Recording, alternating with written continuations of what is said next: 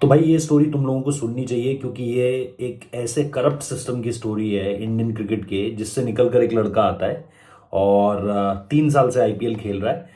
और उसके बावजूद भी उसे अपनी स्टेट साइड में जाकर किस तरीके से अ, आप कह सकते हो कि किसी की जिद का, किसी की पावर का, किसी की अथॉरिटी का जो है वो एक तरीके से भक्षक बनना पड़ता है। वो आप देख लो किस तरीके से होता है। मैं बात कर रहा हूँ आयुष बडूनी की। 35 गेंद पे 55 रन मारे और जबरदस्त पारी खेली अंडर प्रेशर। अब 66 पर 4 थी मेरे ख्याल से लखनऊ सुपर जायंट्स जब निकोलस पूरन आउट होकर गए थे। केएल राहुल आउट हुए, दीपक हुडा आउट हुए, लेकिन इस खिलाड़ी ने जो है वो अपने विकेट पर डटे रहना ही बेहतर समझा। और फिर जिस तरीके से इनिंग्स को बिल्ड किया आप सबने देखा, वो मुझे बताने की जरूरत नहीं है। मैं आज आपको वो बात बताने जा रहा हूं जो इस क्रिकेट सिस्टम का, जहां से ये सारे के सारे खिलाड़ी निकल कर आते हैं, जहां से विराट कोहली निकल कर आए। और एक वक्त पर खुद विराट कोहली ने इस बात को माना है कि जब उनके पिता से ये कहा गया कि नहीं, आगे बढ़ने के लिए तो पैसा लगेगा भाई, तो उनके पिता ने ये कहकर मना कर दिया कि भाई अगर मेरे बेटे में बात होगी तो मेरिट से निकल जाएगा, वरना कोई बात नहीं, मुझे नहीं खिलाना। ये प्रेम कोहली साहब के शब्द थे बकौल विराट कोहली। तो ये पहला तो ऐसा मामला है नहीं, और इसको पीछे छोड़कर ही सारे के सारे खिलाड़ी जो है वो आगे आए भी हैं। लेकिन ये मामला है एक ऐसे किस्से का जहां पर एक खिलाड़ी को, जिसे न सिर्फ आप और हम, बल्कि जो उस उस पूरे के पूरे जो सिस्टम है उसके लोग भी जो है उसे बेस्ट क्रिकेटर समझते हैं, कुछ एक आध को छोड़कर, जिनको अपने लोगों को फिट इन करना है। उनके लोगों की सुनोगे, उनके ऑफिशियल्स की सुनोगे, जो नाम ना बताने की शर्त पर ये बात कहते हैं कि भाई पावर का मिसयूज हो रहा है। कुछ लोग सिर्फ अपने बंदे बिठाने के लिए, एक खिलाड़ी है क्षितिज शर्मा करके, जिसको जगह दी गई आयुष बडोनी को बाहर बिठाकर, 11 से बाहर नहीं 15 से बाहर कर दिया। जबकि ये वो दिल्ली की टीम थी जो उस उत्तराखंड वाले मुकाबले से पहले, उस दिन मेरे ख्याल से जिस दिन ये सारा का सारा किस्सा बाहर निकल कर आया था, उस दिन शायद यशधुल 47 पर खेल रहे थे। और पिछली 5 पारियों में दिल्ली एक भी बार 200 का आंकड़ा क्रॉस नहीं कर पाई थी as a whole, as a team. तो ये उस टीम की बल्लेबाजी की लाचारी बता रहा हूं, जबकि पिछले मैच में 41 आया था आयुष बडोनी का। एंड अगर आप उस सर्किट में पूछोगे तो इस बंदे को लेकर ये बात कही जाती है कि भाई बेस्ट बैटर है, आपका जो लॉट है उसका बेस्ट बैटर है। लेकिन अब कहानियां चलाने के लिए बता दिया गया भाई कि आईपीएल खेला है तो अकड़ आ गई है इसमें। हालांकि आयुष बडोनी के साथ, आयुष बडोनी ये कर सकते थे कि आयुष बडोनी और बेटर कर सकते थे भाई, अगर आप 100 मार दो। लेकिन मेरा कहना फिर वही है, कुछ लोग ये कहते हैं कि आयुष बडोनी को बिग स्कोर करने चाहिए थे।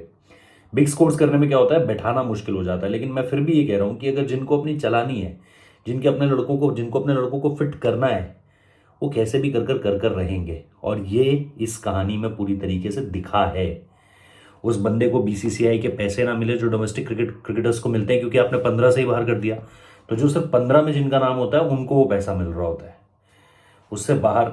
और मैनेजर से जब पूछा गया, जो लोगों से, जब ऑफिशियल से जब पूछा गया, तो उन्होंने कहा भाई खेलने के लिए दे नहीं सकते थे, क्योंकि जो नेट्स थे वो ऑलरेडी जो है बुकड अप थे, वहां पर वो जा नहीं सकते थे। अगर इसमें 15 से अलावा उनको लेकर जाते तो मैनेजर को उनके खाने का अपनी जेब से करना पड़ता, इसलिए वो लेकर नहीं गया। तो एज सिंपल इज दैट, एक खिलाड़ी को जो है पूरी तरीके से साठ गांठ करके, भाई तुम्हें ये करना है, तुम्हें ये करना है, तुम्हें ये करना है, तुम्हारे पास पैसा कहां से आएगा, इसलिए उसे ले जाओ ही मत। ये आज भी आप गूगल में जाकर सर्च करोगे Ayush Badoni controversy with team Delhi, तो आपको ये खबर सबसे ऊपर मिलेगी। और ये कोई, जैसा मैंने कहा, ऐसा पहला मामला नहीं है जो सिर्फ आपको आयुष बडोनी के साथ होता हुआ नजर आ रहा है। ऐसे कई खिलाड़ी हैं जिन्हें स्टेट चेंज करने पड़ गए। ऐसे कई खिलाड़ी हैं जो यहाँ आए, फिर जाके शायद उनके लिए दोनों तरह की कहानियां आपको मिल जाएंगी। कुछ खिलाड़ी यहाँ आए, उनके लिए बेहतर हो गया, कुछ खिलाड़ी यहीं पर रहकर एक अलग तरह का स्ट्रगल जी रहे हैं। जिसमें आयुष बडोनी का केस मैं इसलिए थोड़ा सा अलग मानता हूं, क्योंकि भाई आईपीएल में बंदा पहले ही सीजन में दिखा चुका है कि उसकी कैपेबिलिटीज क्या है। पिछला सीजन उतना बढ़िया नहीं गया, लेकिन इस सीजन फिर जिस तरह की ये पारी आई है दिल्ली के अगेंस्ट, उसने आपको बताया है कि भाई what kind of calibre he had. और उसके बाकी अगर आप साथी खिलाड़ी देख लो, कैप्टन है हिम्मत सिंह, बहुत बहुत सारे ऐसे खिलाड़ी हैं जिनको लेकर के, यश धुल का मैंने नाम लिया, यश धुल को अभी तक मौका ही नहीं मिल पा रहा है दिल्ली कैपिटल्स में।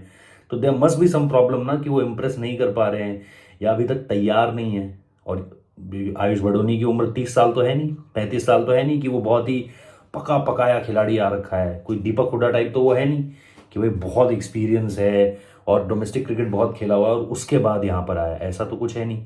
लेकिन उसके बावजूद भी ये पूरी की पूरी कहानी इस तरीके से घूम रही है। अब सवाल देखो, सवाल इसमें दो तीन है, क्योंकि पहली चीज, क्या इस सीजन को खेलने के बाद जब आयुष बड़ोनी वापस दिल्ली क्रिकेट में जाएंगे तो क्या चीजें सुधर जाएंगी?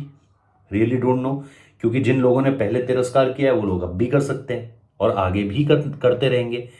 मेरा मानना है कि इसमें, क्योंकि देखो, रोहन जेटली का नाम, जो डीडीसीए के प्रेसिडेंट हैं, उनको इंटरवीन करना चाहिए, जिसे सीधे तौर पर कहते हैं he has that heart on his right place. मतलब उनको लेकर के मुझे ये लगता है कि डिसीजन मेकिंग अगर इसी तरह से चीजें चलती रही तो he has to come in between.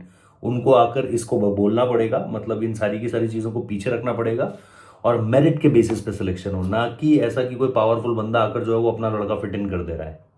जैसा मैंने कहा, बडोनी के साथ एक जो चीज थोड़ी सी घटी वो ये कि उसकी अपनी परफॉर्मेंस, उसने बड़े बड़े रन लगाए होते तो आपके पास काउंटर आर्ग्यूमेंट होता, बट यहां पर अभी जैसा मैंने कहा कि रन्स उसके भी कम थे, लेकिन बाकी की पूरी दिल्ली की टीम की परफॉर्मेंस भी देखोगे अगर आप, तो आपको जो टीम 5 पारियों में 200 का सब टोटल नहीं पार कर पा रही है, उसकी परफॉर्मेंस के बारे में क्या बात करोगे आप? सब 40, 47, 50, ये दैट्स इट। इससे ज्यादा किसी के पास कुछ नहीं है। बट ऐसे मामलों पे फिर मुझे लगता है कि डीडीसी प्रेसिडेंट को आगे आना चाहिए, क्योंकि अलग अलग समय पर अलग अलग बातों की वजह से डीडीसी का नाम कई बार खराब हुआ है, बट उसने अपनी लड़ाई खुद लड़ी और फिर वो ऊपर उठकर आ गया। तो देयर आई थिंक कि ये चीज होनी चाहिए। और इस तरीके से खिलाड़ियों को जी के आप होटल में ही रहोगे, यार इतना कमा रहा है, मतलब हर बोर्ड इतना कमा रहा है, क्रिकेट इतना कमा रहा है, तो मतलब एक दो प्लेयर्स को अगर आप इसलिए नहीं ले जा रहे कि मैनेजर को अपनी जेब से पैसा देना पड़ जाएगा, ये कहीं से भी जो है वो सेंस नहीं बनाती है ये चीज़।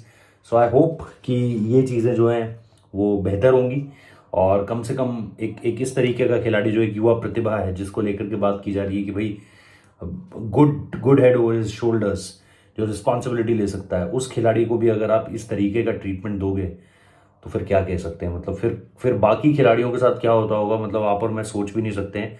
जब इस तरह का एक खिलाड़ी खुद को वर्ल्ड की टॉप लीग में परफॉर्म करने के बाद अपने आप को इतना हताश, इतना लाचार, इतना बेबस पा रहा है, तो फिर बाकियों की तो बात ही क्या करनी, उनके बारे में तो फिर हमें कुछ पता ही नहीं होगा, शायद चीजें निकल कर ही नहीं आती होंगी। ये तो इतना बड़ा खिलाड़ी है, मतलब इतना बड़ा, मतलब इन द सेंस कि एक आईपीएल खेला हुआ खिलाड़ी, आईपीएल में एक recognise regular in the playing 11 वाला खिलाड़ी है।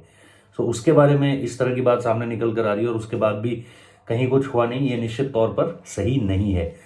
सो आई होप आपको ये स्टोरी, मुझे नहीं पता दिलचस्प लगेगी या नहीं, लेकिन ये बहुत ही कटु सत्य है हमारे यहाँ की क्रिकेट का, जो एक जानना चाहिए आप लोगों को भी। So thank you so much for watching this video. पसंद आया तो सब्सक्राइब कीजिए, वीडियो को लाइक जरूर कीजिएगा।